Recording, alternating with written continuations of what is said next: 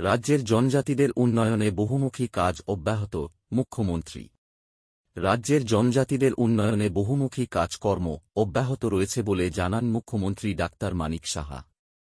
রবীন্দ্র শতবার্ষিকী ভবনে রাজ্যভিত্তিক জনজাতি লোক নৃত্য প্রতিযোগিতার পুরস্কার বিতরণ অনুষ্ঠানে মুখ্যমন্ত্রী ডাক্তার মানিক সাহা একথা বলেন।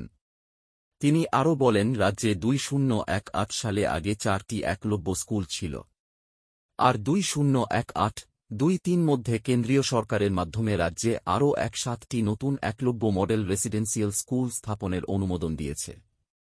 তাতে করে 8160 জন জনজাতি ছেলে মেয়ে পড়াশোনা করার সুযোগ পাবে।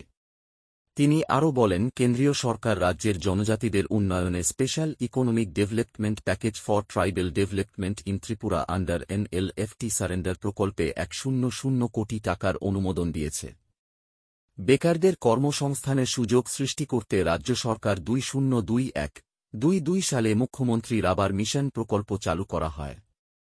এছাড়া শিক্ষার উন্নয়নে জনজাতি ছেলে মেয়ে পড়াশোনার জন্য কিন্ডারগার্টেন থেকে পঞ্চম শ্রেণী পর্যন্ত লেখাপড়া মান বাড়াতে supplementary education for elementary classes নামে প্রকল্প চালু করা হয়েছে।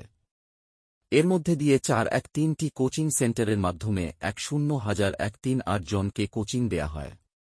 তিনি আরও বলেন, ত্রিপুরা উপজাতি এলাকা স্বশাসিত জেলা পরিষদের নাম পরিবর্তন করে ত্রিপুরা টেরিটোরিয়াল কাউন্সিল করার জন্য কেন্দ্রীয় সরকারের কাছে প্রস্তাব পাঠানো হয়েছে।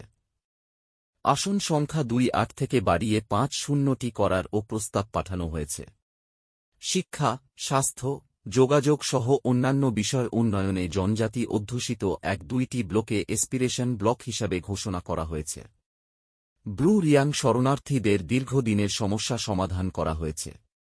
এখন পর্যন্ত পদ্মশ্রী পুরস্কার পেয়েছে 2019 সালে রসেন শিল্পী থানলা ডারলন, 2020 সালে বেনিচন্দ্র জমাতিয়া, 2021 সালে সত্যরাম জমাতিয়া, 2023 সালে NC দেববর্মা মরণোত্তর ও বিক্রম বাহাদুর জমাতিয়া, 2024 সালে চিত্ত মহারাজ এবং স্মৃতি কণা চাকমা।